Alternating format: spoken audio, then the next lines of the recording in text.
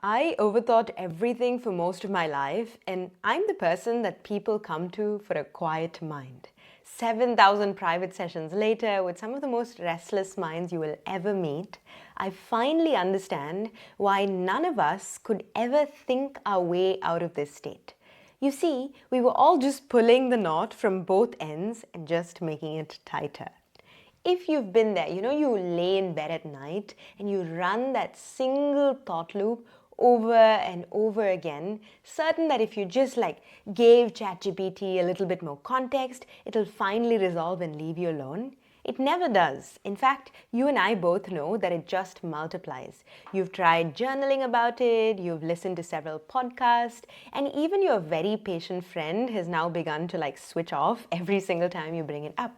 And each time you try to just let it go and move on, it somehow feels like that loop just comes back louder, and quietly you started to wonder whether the problem is you.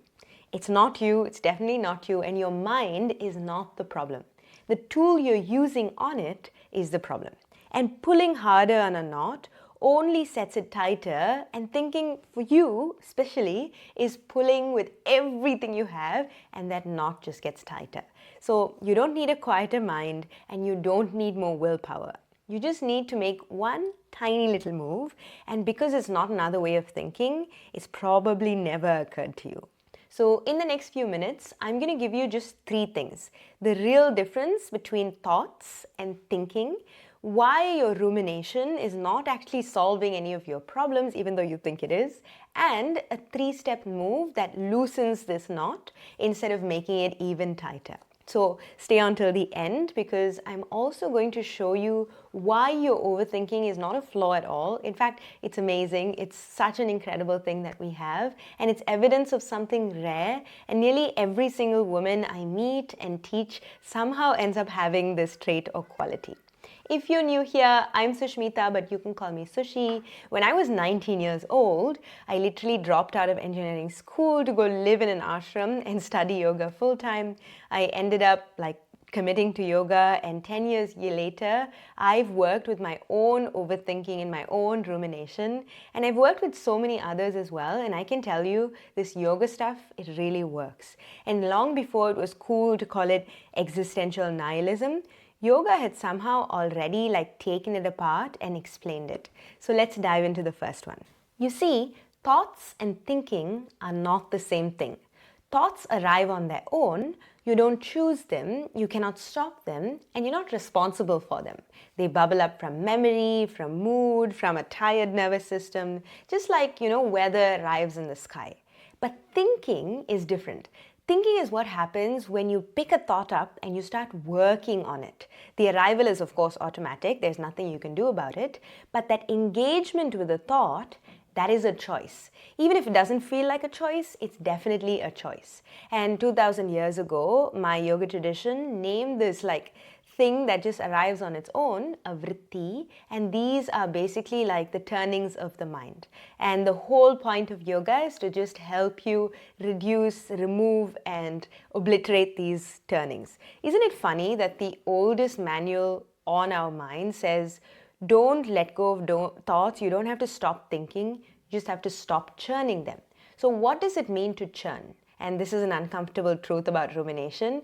It somehow feels like when you ruminate or you think of something, it's like you're getting somewhere. It feels like responsible. It feels like you're just doing your due diligence for your own life by thinking about it. But if you watch it closely, you'll see it's not actually solving anything, because it's not looking for a solution. It's looking for a feeling. It's looking for the feeling of certainty.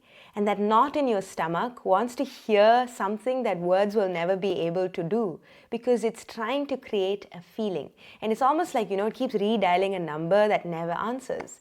And this is why you can think about the same worry 400 times and you won't have any new insight, but it still feels like you're getting somewhere. You might be thinking, wait, Sushi, sometimes the thinking does help, right? Yes, you already know the difference in your body.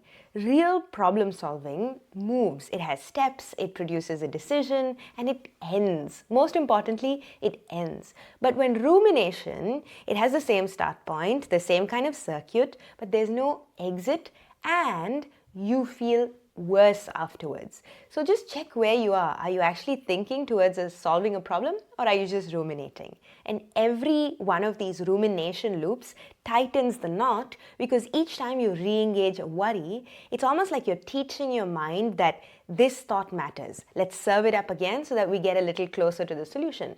And you're not processing the thought, you're subscribing to it, when instead you should be subscribing to my YouTube channel. Nudge, nudge, wink, wink. There is that button somewhere below in the description, so click that. But here's the next move.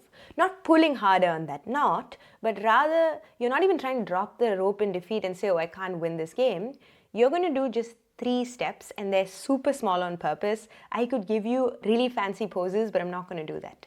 Step number 1 is to name the loop, and try and name it out loud if you can. I don't want you to name the content. You can't say, what if this project fails? But simply say to yourself, this is looping. And when you name it like this is the part of you that's standing outside of the loop. This is what we call Sakshi, and when we move through the Ashtanga practice within a set sequence of postures, we use this practice of drishti to fix our gaze at a point outside and occupy this position of the witness. Step number 2, you're going to give the thought its dignity, but just once.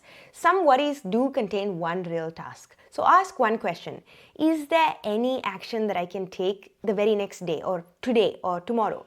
Write that action down and honor that thought. If no, and this is most of the time, that thought is not a task, it's just weather, and the weather does not have to be assigned to you. Step number 3, the last one, give this mind a body. Now, a looping mind is almost always sitting on top of an unsettled nervous system.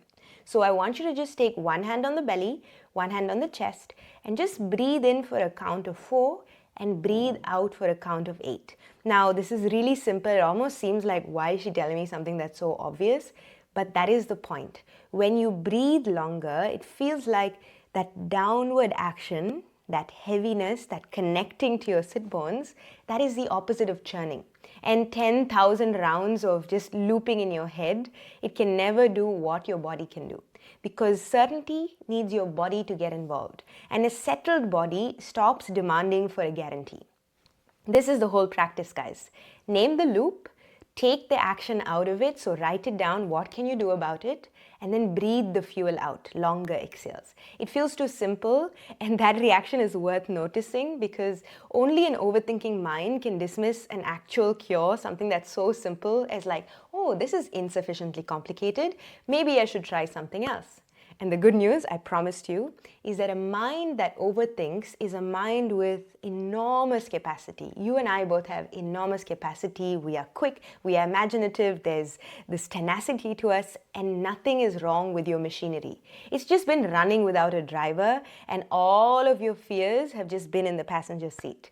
You don't need a quieter mind, you don't need anything fancy, you just need to take the seat of the witness. So comment the word reset below, just that one word, and I will send you a short 2-minute quiz. It's also pinned in the top of the comments. It will tell you whether your system runs this wired kind or flat kind of overthinking, because they loop slightly differently and it's worth knowing which one you are in. So thank you so much for watching till the very end. I appreciate you. Like, subscribe, share this with a friend, and I look forward to seeing you in the next one.